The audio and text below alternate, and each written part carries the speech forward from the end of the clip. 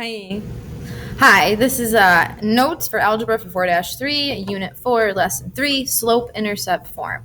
This is a very, very important equation, this y equals mx plus b, and I promise you, it is the one equation where people in my adult life, they hear I'm a math teacher, and they're like, oh my god, I remember y equals mx plus b, and I'm like, what? Lady, it's Friday night, I don't want to talk about this. But this is the one equation that's going to be drilled into your brain for like the near future. So that y equals mx plus b, there's all different parts to it. The m that we have right there, that m is what is called your slope. And remember, when we're talking about slope, I can't see anything without my glasses. I'm blind without my glasses. Okay. When we're talking about slope, we have all those different names for it that we kind of started to get into yesterday. When we're dealing with slope, we always want it written as a fraction.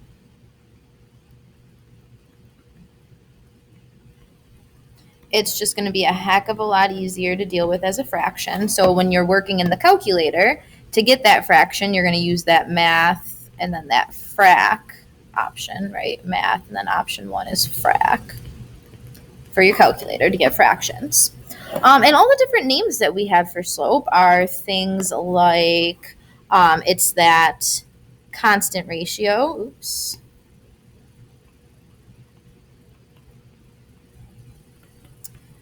Constant ratio.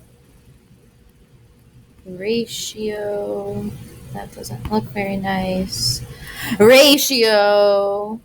More commonly heard, it is your constant rate of change. That's the big one, right? That's the one that we're going to talk about a lot. When we were looking at our intro to linear equations yesterday, remember we said that linear equations are unique because of that constant rate of change, because of that constant ratio, because of that slope. And essentially, when you're talking about that slope, when you're talking about what a constant rate of change is, it's really, when you're in more terms or less, it's really talking about the steepness of your line. The steepness of a line. So, yeah, that's what we got there. The other pieces we have here, the other most important one, we've got the M, and then the next one that you might be familiar with would be that B. And that B is your y-intercept.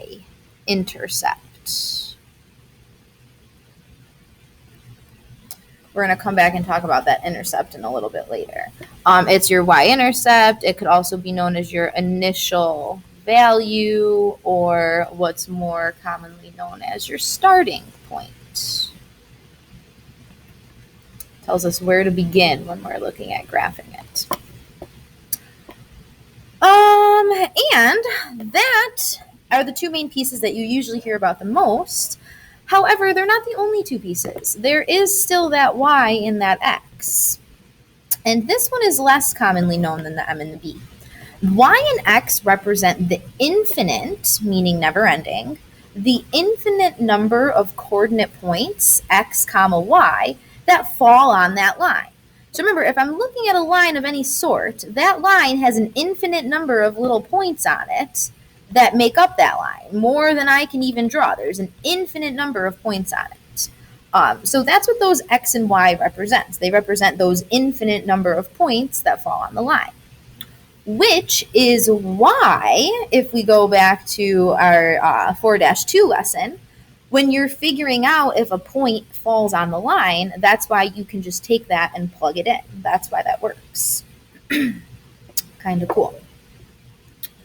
Okay, so we will talk about the intercepts in the next video, I think.